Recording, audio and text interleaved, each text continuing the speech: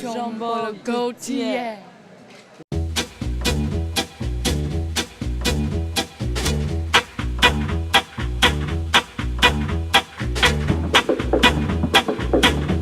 Regardez, ça vous évoque quoi? Punk, Punk Gaultier.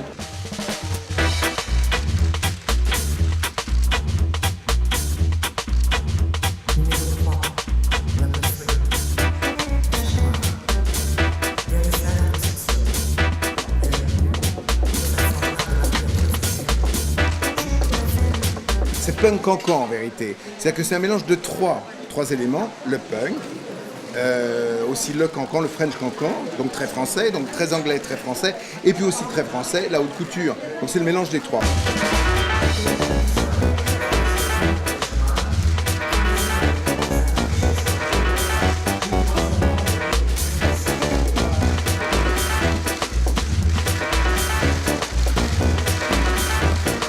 De toute façon, j'ai toujours deux sortes de personnages, et mes personnages sont toujours un mélange de féminité et de masculinité. Mais j'ai deux types, hein. J'ai les cancan girls et j'ai, comment on va dire, les plus masculines qui peuvent être Valentin le Désossé, mais qui peuvent être aussi, comment, Sid Vicious. Punk attitude.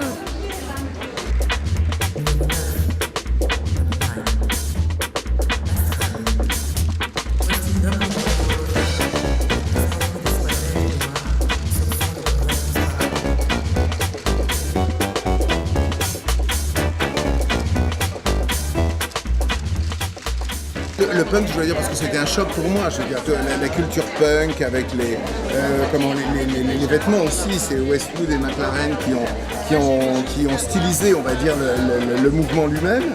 Mais c'est vrai que quand j'allais à Londres à l'époque, dans les années fin 70 et tout, et voyant ça, j'adorais, quoi. Je trouvais ça étonnant, époustouflant. Et puis en fin de compte, disant plein de choses, c'était, bon, évidemment c'était l'anarchie, etc.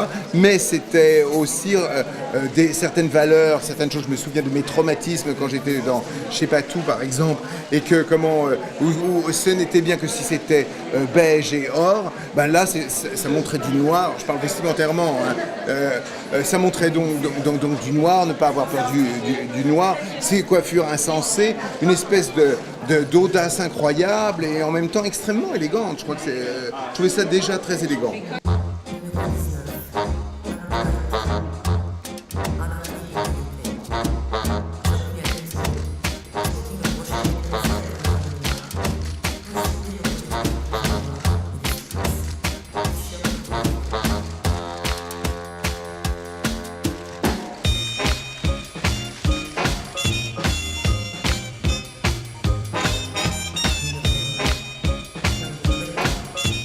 J'ai travaillé la résiste, mais strassée, avec du jet. J'ai travaillé avec du vernis noir, du jet noir, beaucoup de jet noir. Ça, c'est la version noble, on va dire, du punk, parce que j'ai utilisé des matières de super couture, justement. C'est là où intervient le mélange avec les trois. C'est-à-dire que matière couture, coupe couture, et donc cette élégance au total qui donne des robes super couture. Voilà.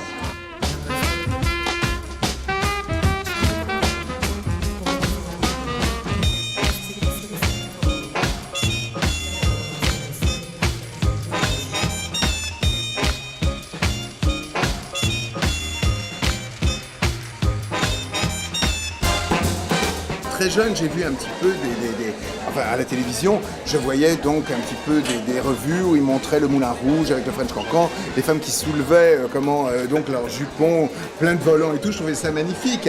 En plus de ça, je vais vous dire un truc, un scoop, c'est que les premières qui ont fait ça donc au début du siècle dernier, quoi, c'est-à-dire en 1890-1900, eh bien, elles montraient donc, alors à l'époque on montrait la cheville, c'était déjà presque indécent, donc elles montraient leurs jambes, mais c'était pas ça le vrai scandale. En vérité, ils venaient pourquoi? Parce qu'à cette époques, elles avaient des culottes fendues. Donc, quand elles faisaient lever la jambe comme ça, que je n'arrive pas à faire, et je ne vous le ferai pas d'ailleurs, donc quand elles levaient la jambe, eh ben, on voyait tout ce qu'il y avait en dessous, et c'est-à-dire que rien. Donc la culotte s'ouvrait, et voilà. Donc c'était absolument d'une liberté des mœurs totale, on va dire. C'est pour ça que c'était le Gay Paris, et que c'était scandaleux, et que tous les étrangers venaient pour ce scandale.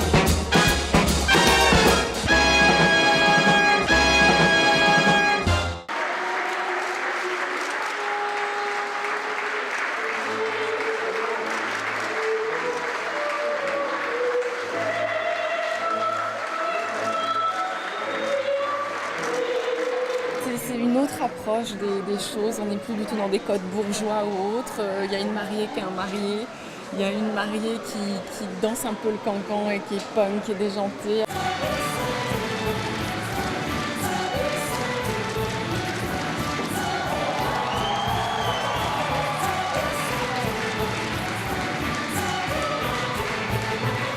Ça, c'est